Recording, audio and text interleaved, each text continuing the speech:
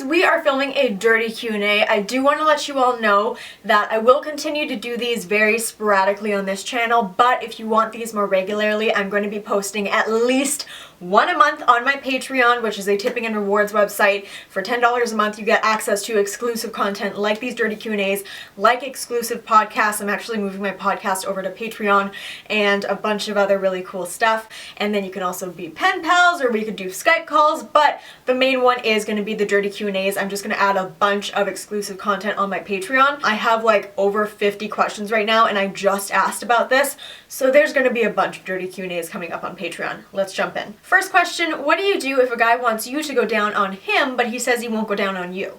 If you don't want to go down on him, you don't have to do it, just like he doesn't have to do it either, but he shouldn't expect you to go down on him if he's not willing to do it for you. Oh, am I a member of the Mile High Club? No.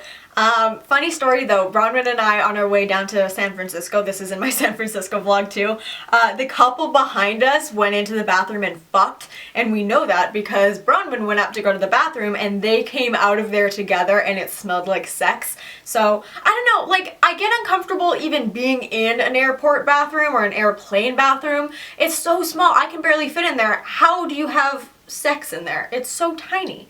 Like, I like to spread out a little bit and have room to play. Solo or sex? Is one orgasm enough for you, or do you try for multiple? I'm usually like a one and done for like a little while. Like, give me 10 minutes to rest, recuperate, have some water, go pee, and then I can like go for other rounds.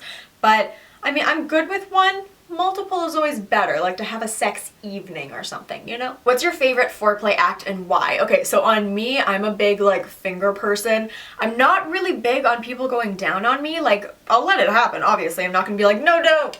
But it's not my favorite thing, but I really like, my body responds really well to like fingering.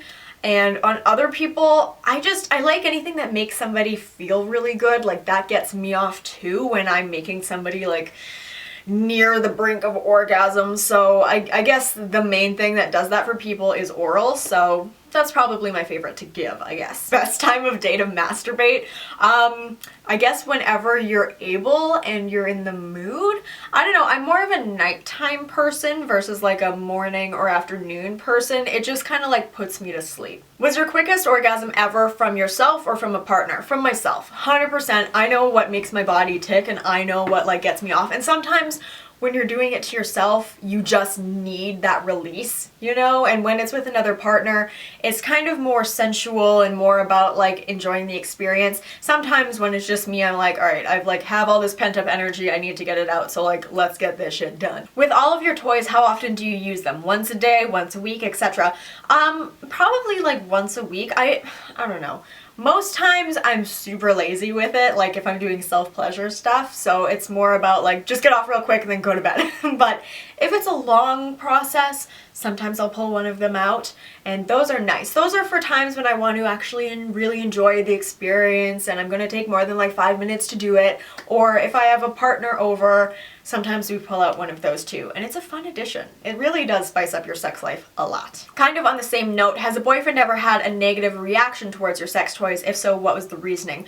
All of the people who have like been with me while I've been getting all of these sex toys in, which I think is 2, yeah, all awesome reactions. They were all really into it. And like, I don't see why you would be upset about it, because that, I feel like you see sex toys and you're like, oh, this person is open-minded, so maybe we can have some cool, fun sex, right? Like, I don't understand what a negative reaction would be, unless you're like insecure and you're like, no, she's gonna get off with something that's not me. Here. Have you ever traveled with one of your toys? I've never felt the need to. I mean, the longest trip I've been away on is like a week, and I can deal with that. If it was like a month, I'd probably bring, which one would I bring?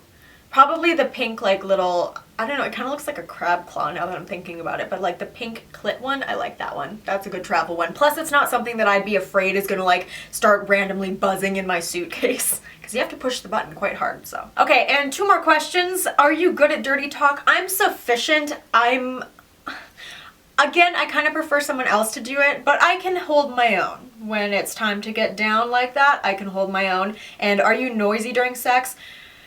Sometimes. Like, if I can be, and the person is doing the right thing, then I am. But if it's like, we have to be quiet, then I'm not gonna be like screaming like I can control myself, you know what I mean? So it depends on the situation. If it warrants it, I definitely feel a little bit more like open to express myself. Okay, so that is it for this dirty Q&A. Hopefully you guys enjoyed. This is a little bit dirtier and personal than I usually get, and that is what we're going to keep up on Patreon. So check it out if you want to. If not, thumbs up this video anyways, subscribe down below. Hopefully you guys are enjoying Vlogmas. I think we're nearing the end as I'm filming this, but yeah, that's it. Thank you so much for watching, and I will see you very soon. Bye guys.